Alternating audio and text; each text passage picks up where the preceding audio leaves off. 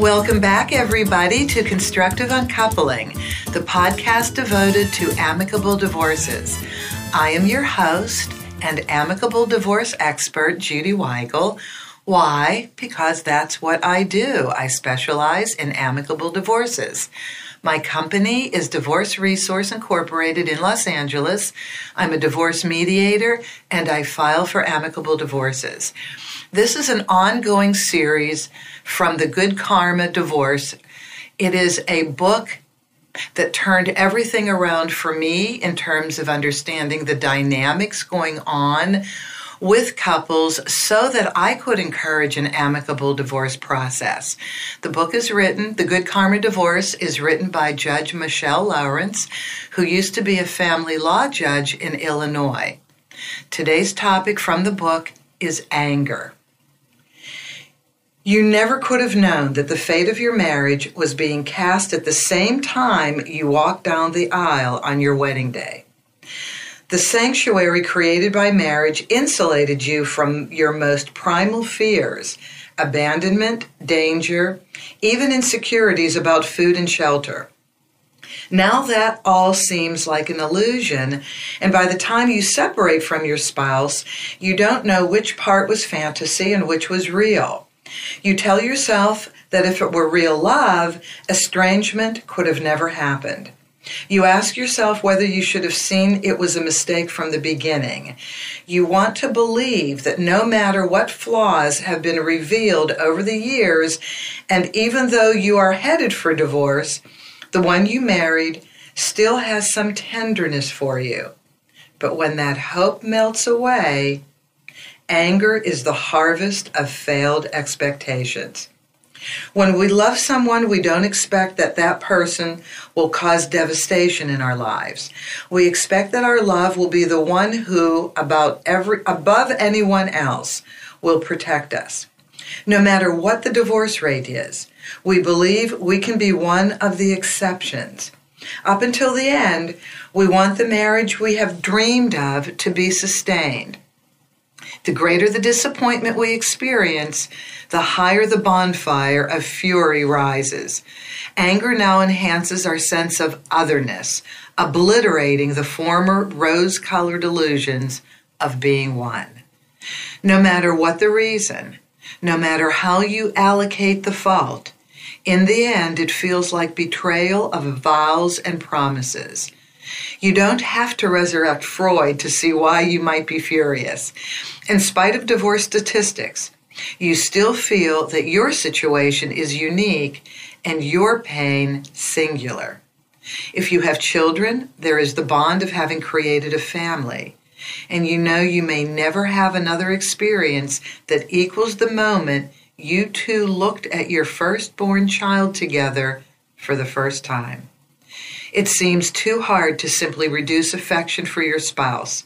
It seems much easier to go completely in the other direction, that of anger and hate. It would be logical to assume that by the time separation occurs, you no longer expect anything from your mate, except possibly the worst.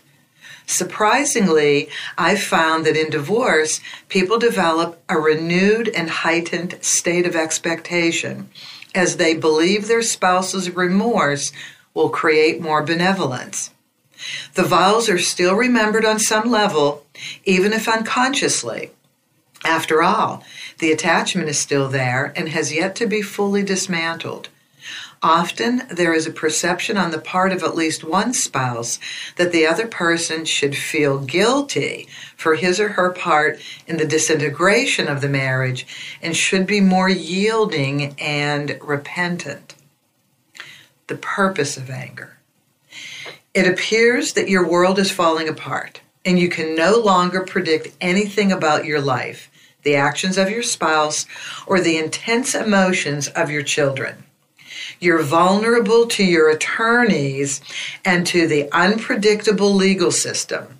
Understandably, you feel lost and completely powerless over your experiences and emotions.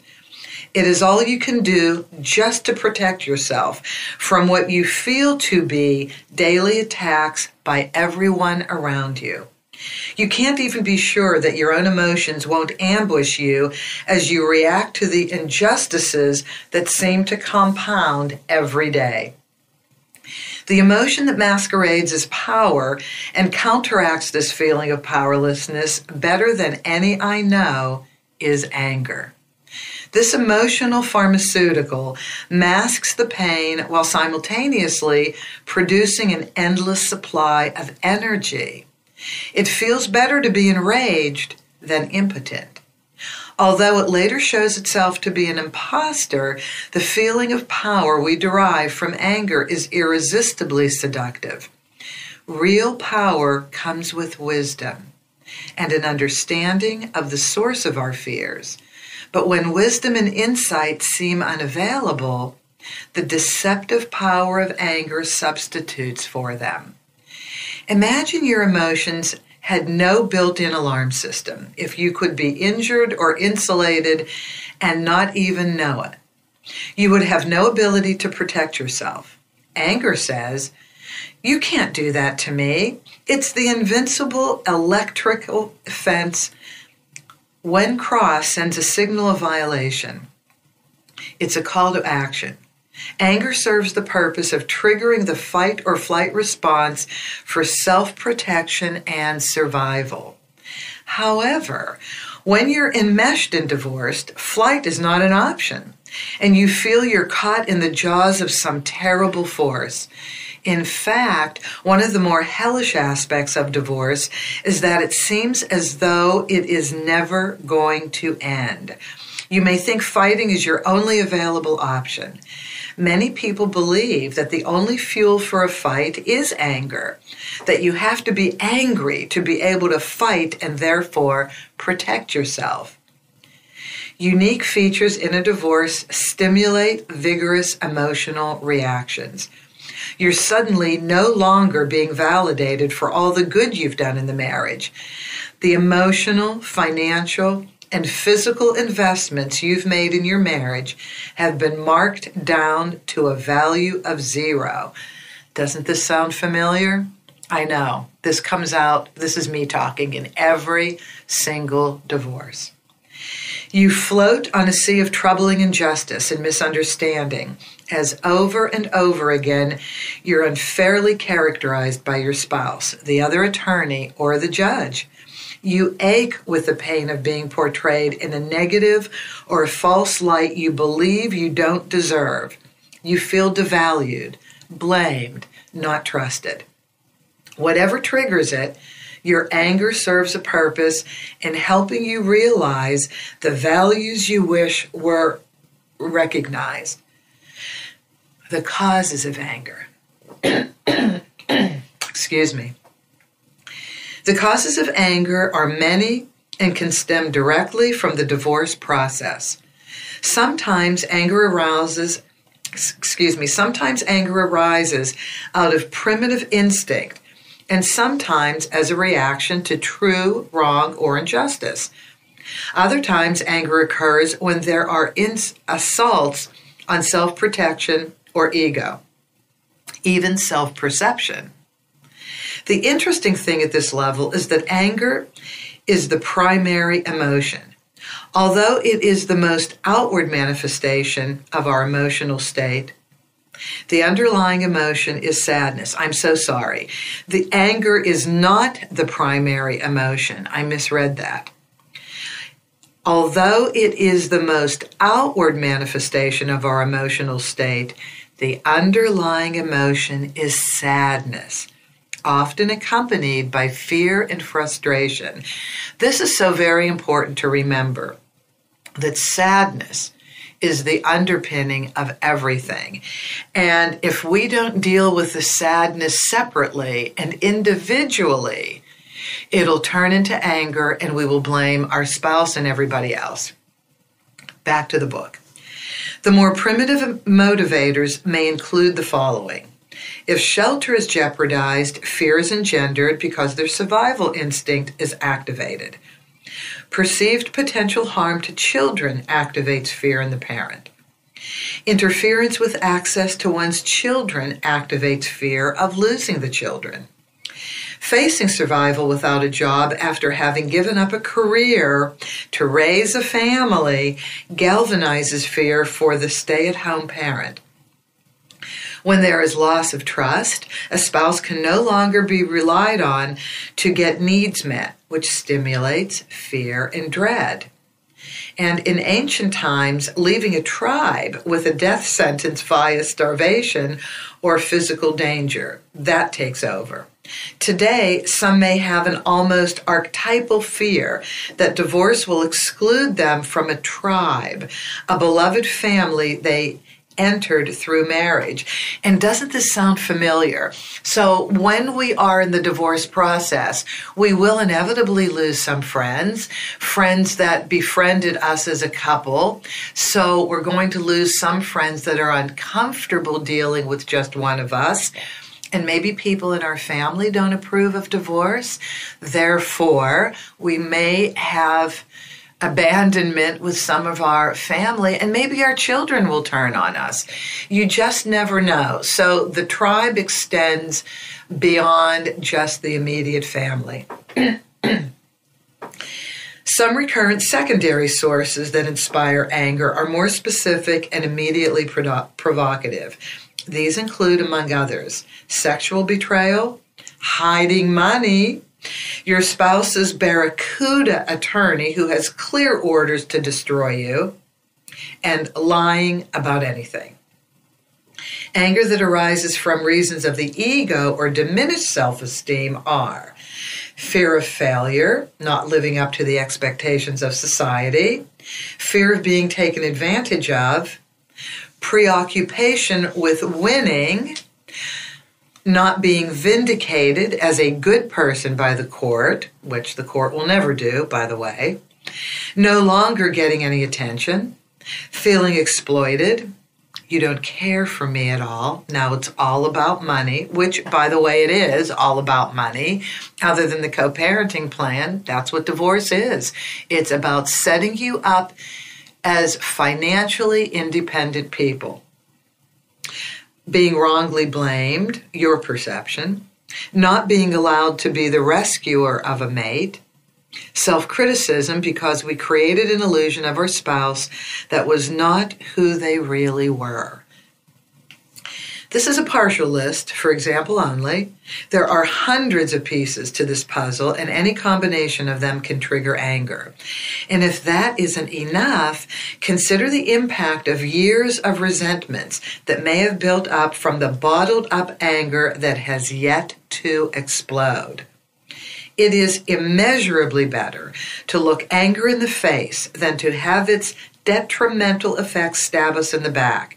Because anger is a symptom of fear and pain, unless we know our diagnosis, we can't find the right medicine. If we live with anger all the time, it can be dangerous because, as they say, people who live on the seashore can't hear the waves. The key is not to adapt to or even overindulge in an anger-driven existence, but to identify the sources of the anger. One day we wake up and want to create a better life and don't know where to start. It has become difficult to diffuse our anger because we can no longer track its real source. The waves of anger have washed away the footprints in the sand. A lifetime of anger finally takes center stage. Consider how much more you often suffer from your anger and grief than from those very things for which you are angry and grieved. This is a quote from Marcus Antonius. We may have spent a lifetime suppressing our anger in a relationship in which our unwritten contract would not allow its release or expression. The contract terms may have been that in order for us to get our needs met, we have to take a vow of silence. Does this sound familiar? Many of us do this and later feel enslaved and then accustomed to absorbing our anger and letting it sit in our cells.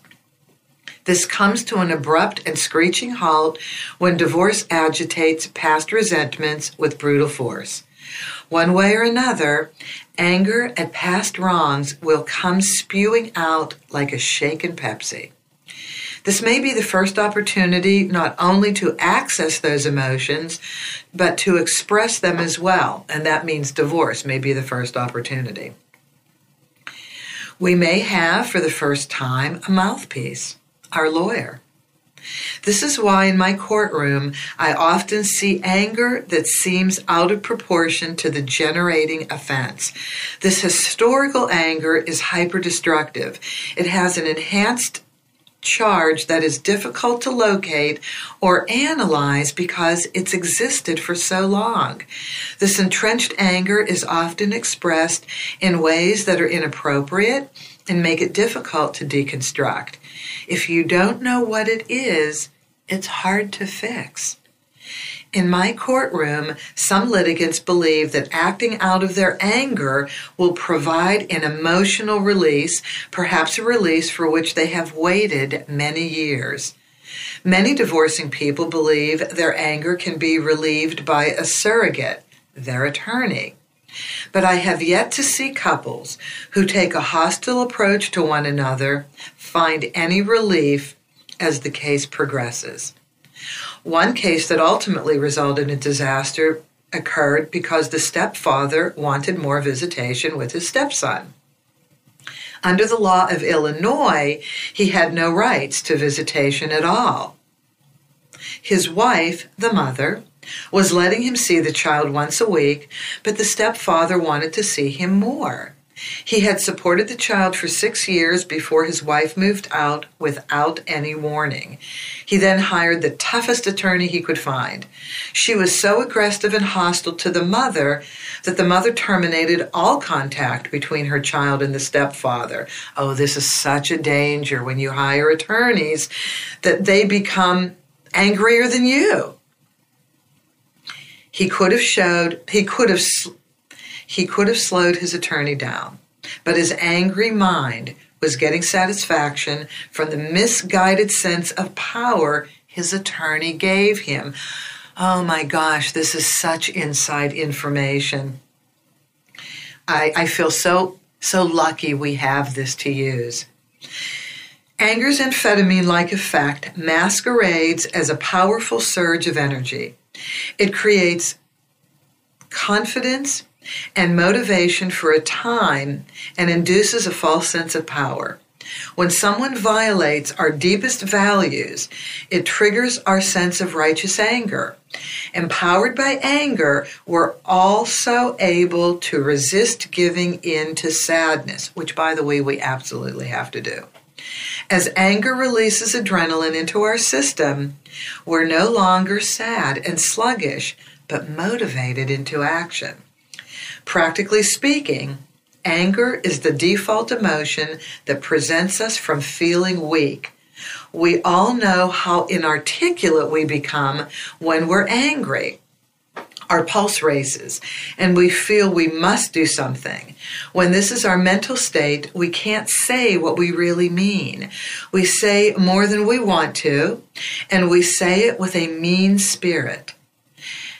A woman, Ambrose Bierce, the journalist and short story author, captured it. Journalist, when he said, "Speak when you're angry, and you will make the best speech you will ever regret." A surge of anger gets people's attention and can be intimidating.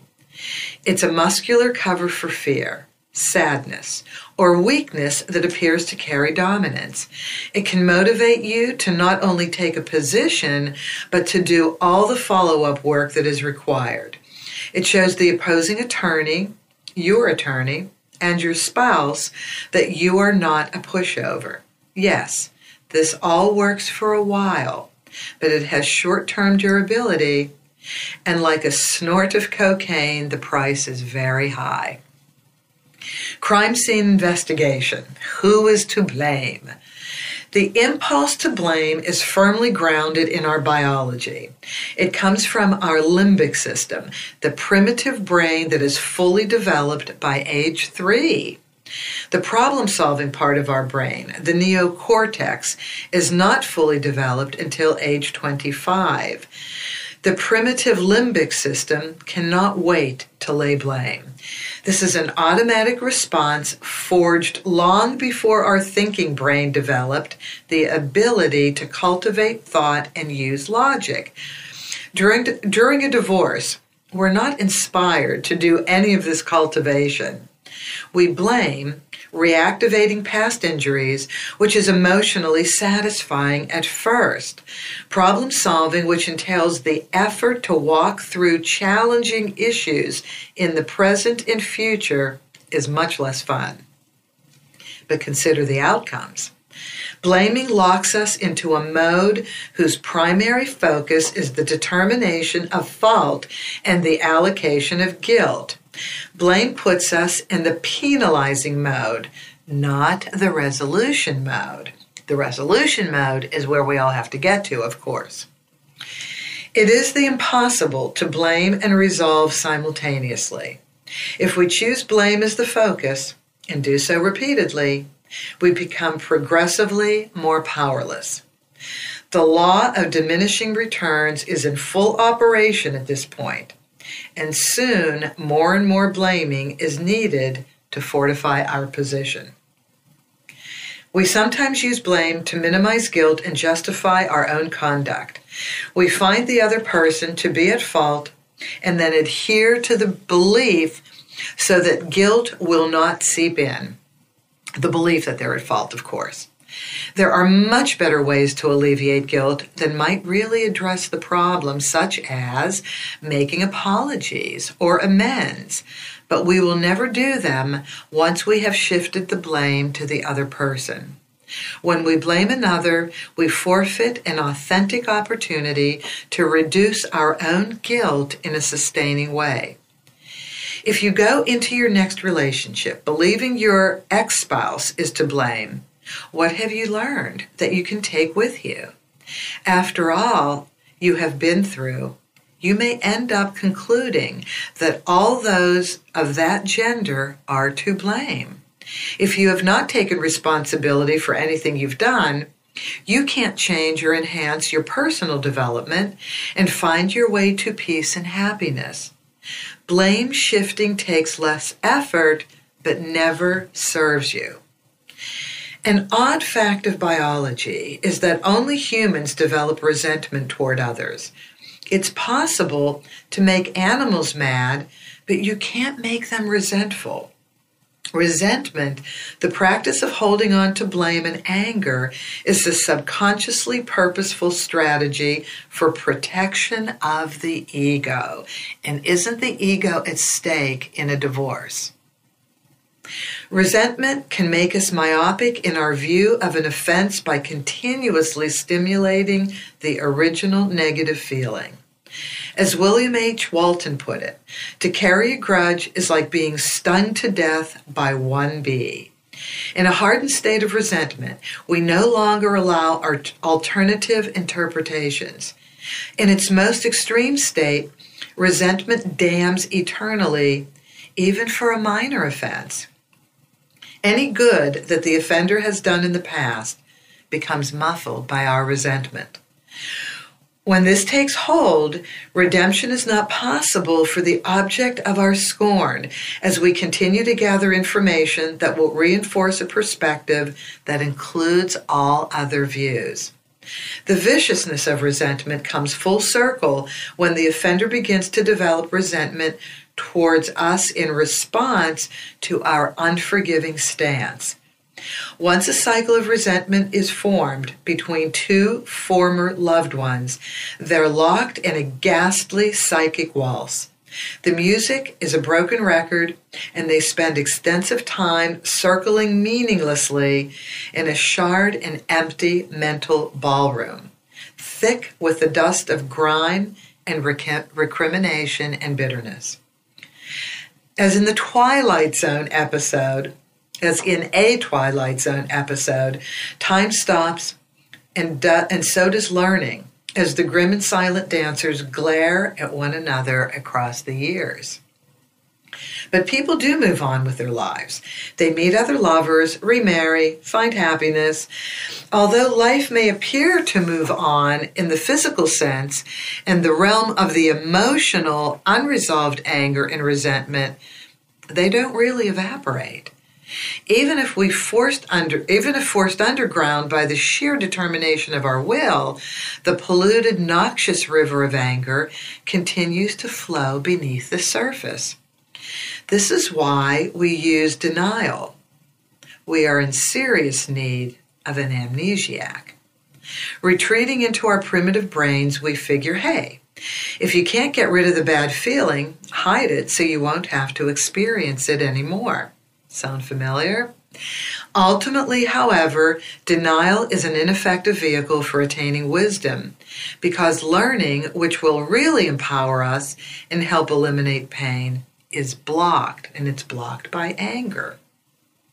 Although anger can be explosive, resentment is a steady, rhythmic undercurrent that can reach up, attach to, and pull into itself issues that may have nothing to do with what initially created it.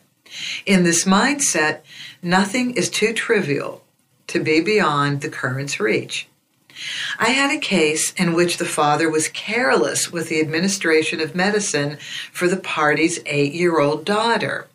The mother went ballistic because it activated all her anger systems, especially the one for protecting her child. She denounced his parenting, proclaimed the child in danger with him, and predicted, for good measure, that not just the child, but anyone who came in contact with him would get hurt. The picture she painted was clear. Attila the Hun and Saddam Hussein paled in comparison to the father.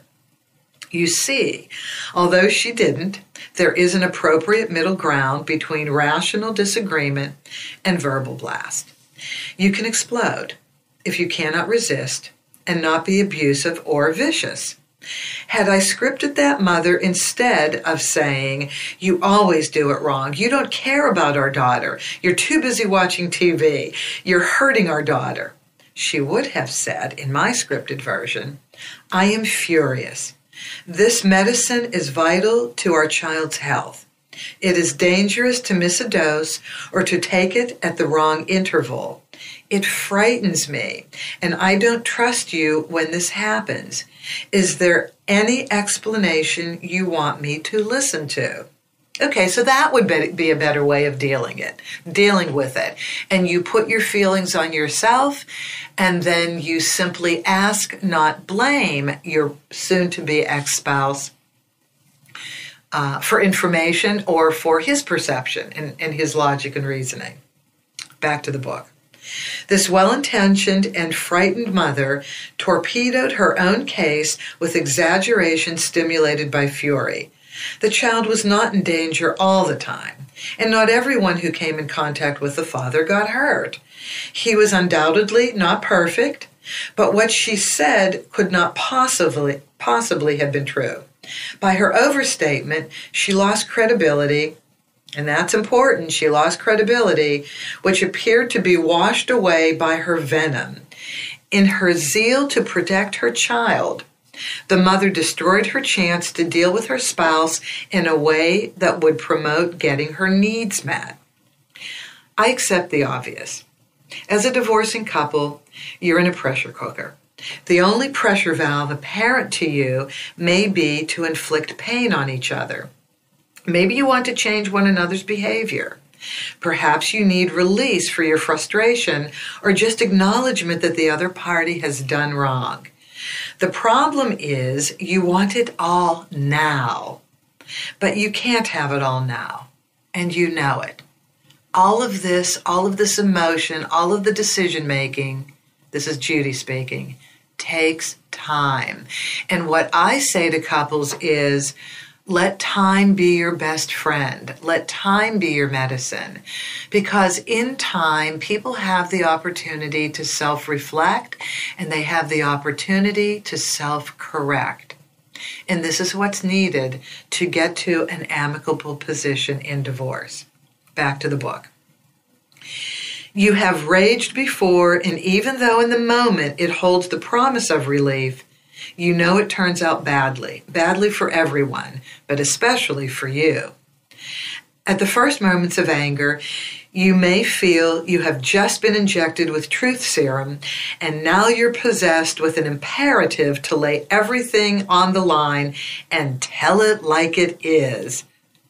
I must tell you, parenthetically, Judy speaking, I absolutely hate that phrase. Tell it like it is. Tell it like it is. It kind of started with Howard Stern years ago. That's the first time it really made an impression on me. And I looked at it as the phrase telling it like it is a justification for being hurtful. When all telling it like it is giving your opinion. Doesn't mean that's the absolute reality, but telling it like it is, and just look at this in other parts of your life when you hear it from other people. Isn't it always followed by a barrage of destructive communication, making you right or the speaker right and everybody else wrong, hurting the person they're talking about? So I just say be very careful with the phrase, tell it like it is. Back to the book.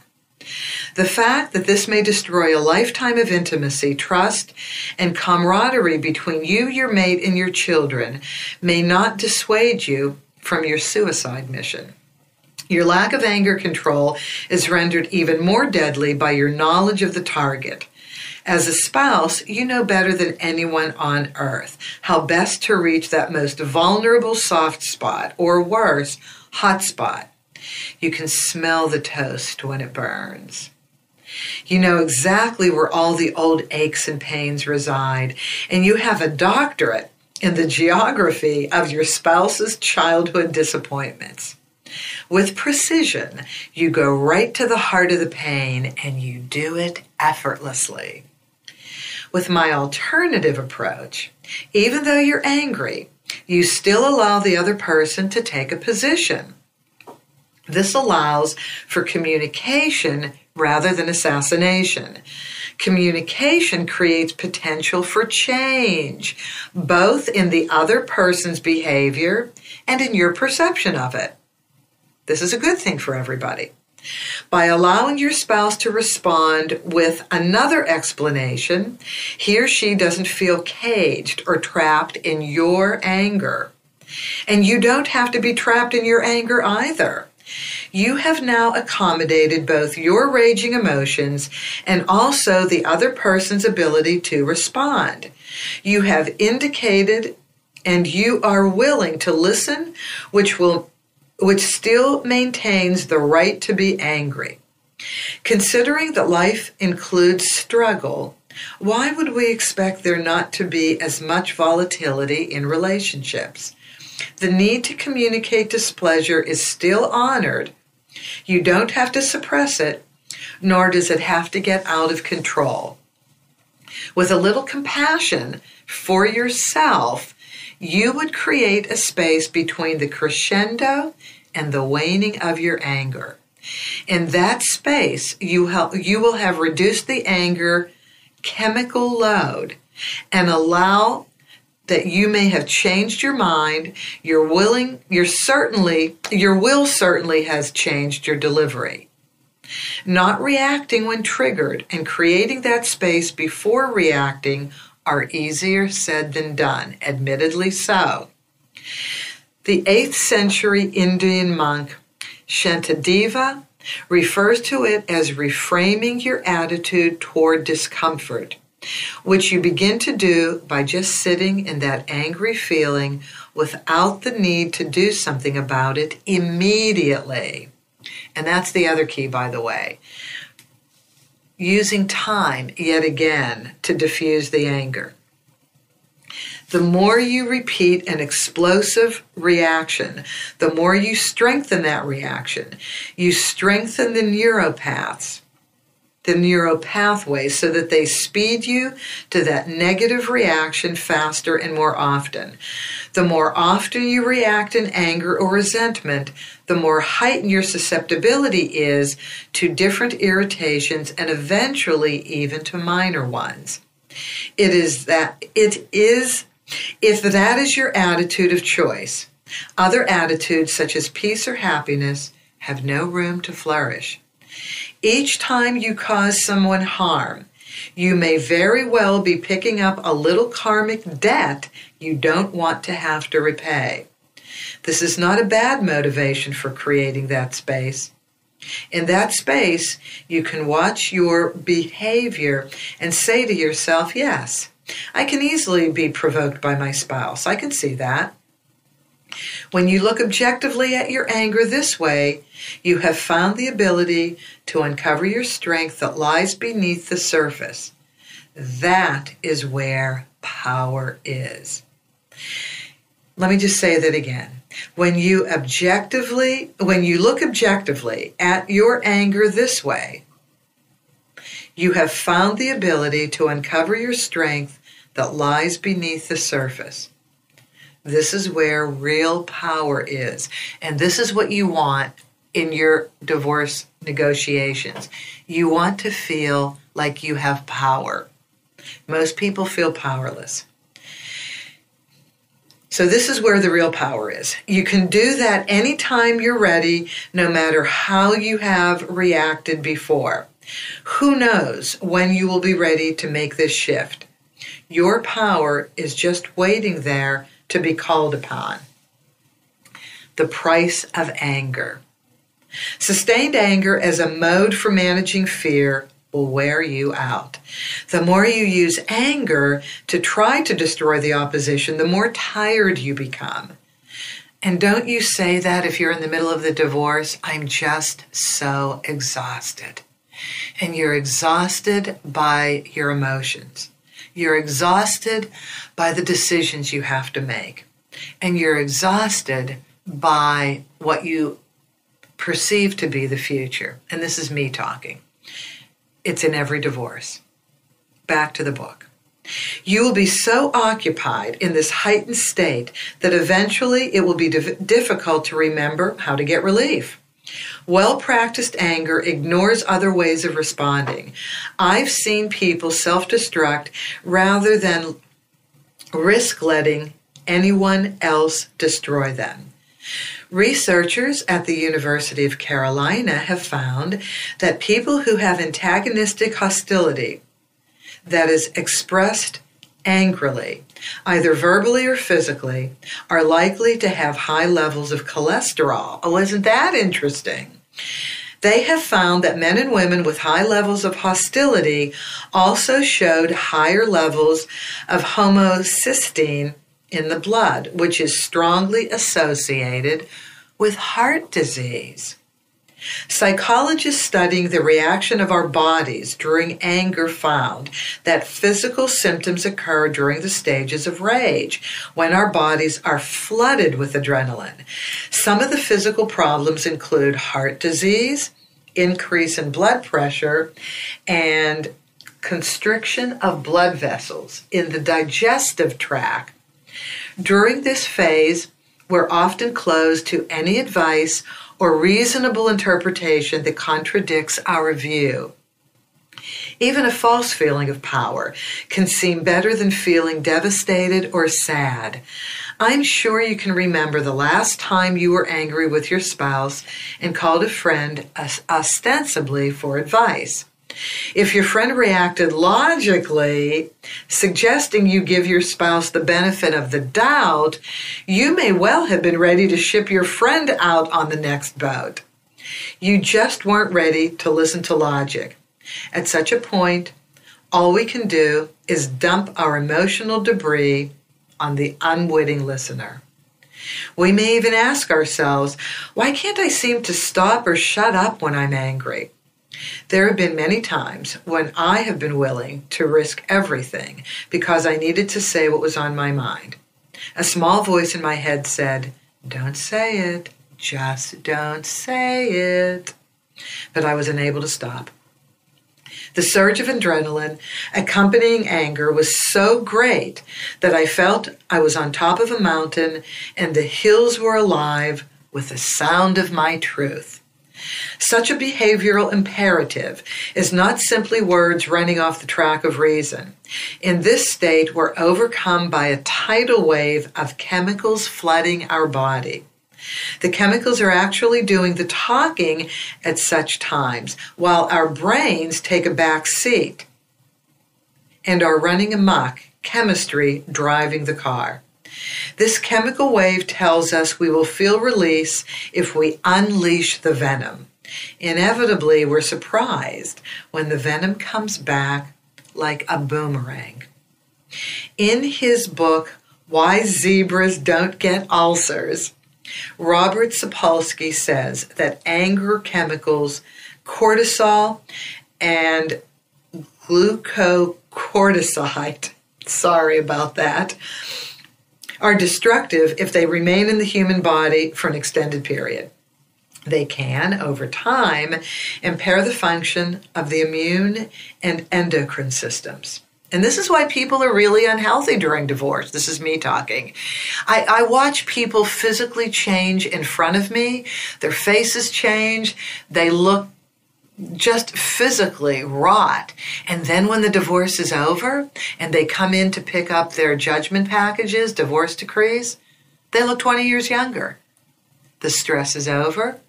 The anger has subsided. The decisions have been made. And all of a sudden they regain their health.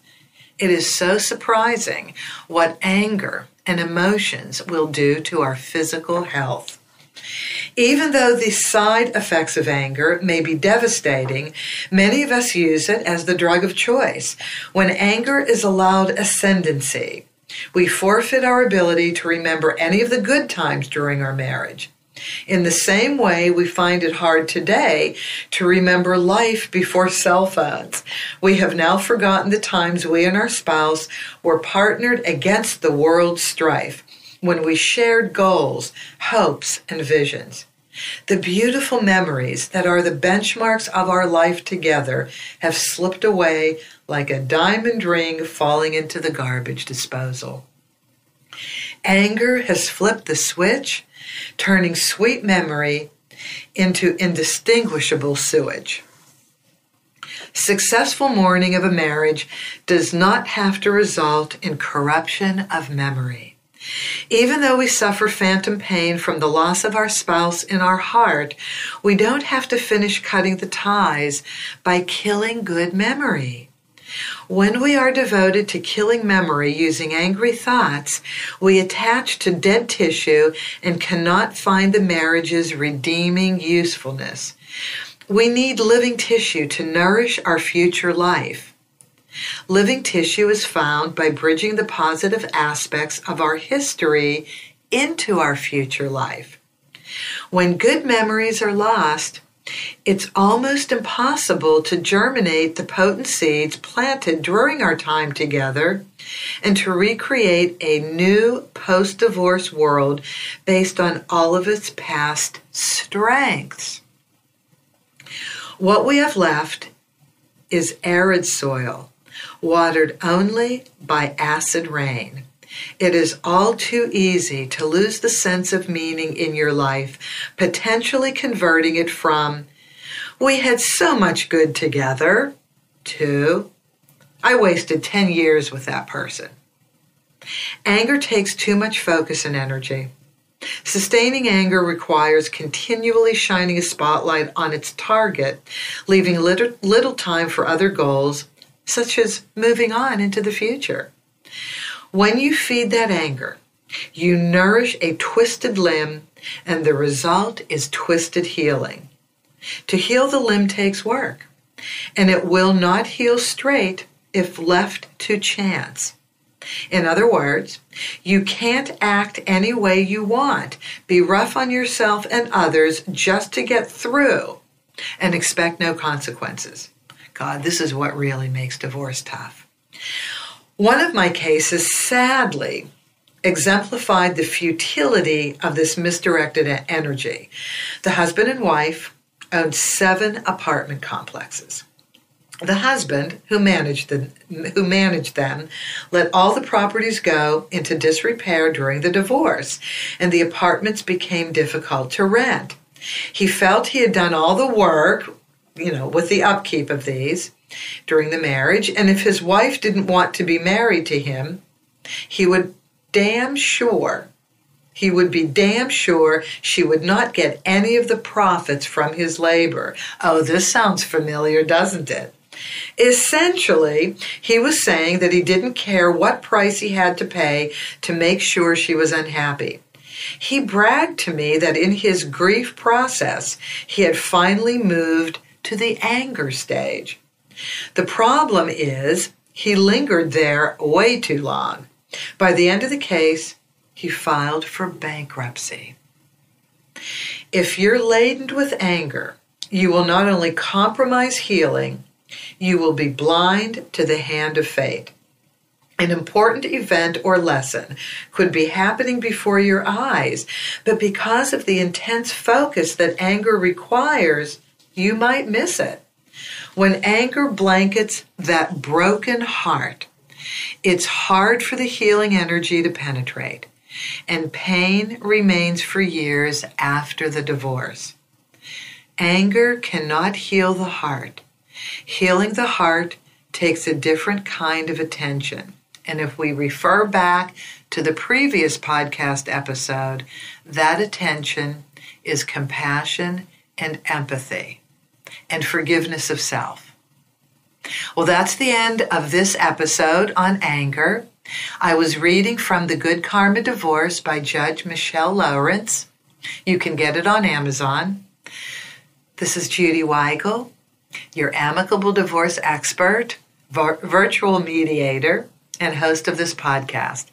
If you would like to comment on anything you heard, ask questions, or ask me to share your views with the audience, you can always reach me at Judy, Judy, at divorceresourceinc.com. Judy, Judy, at divorceresourceinc.com.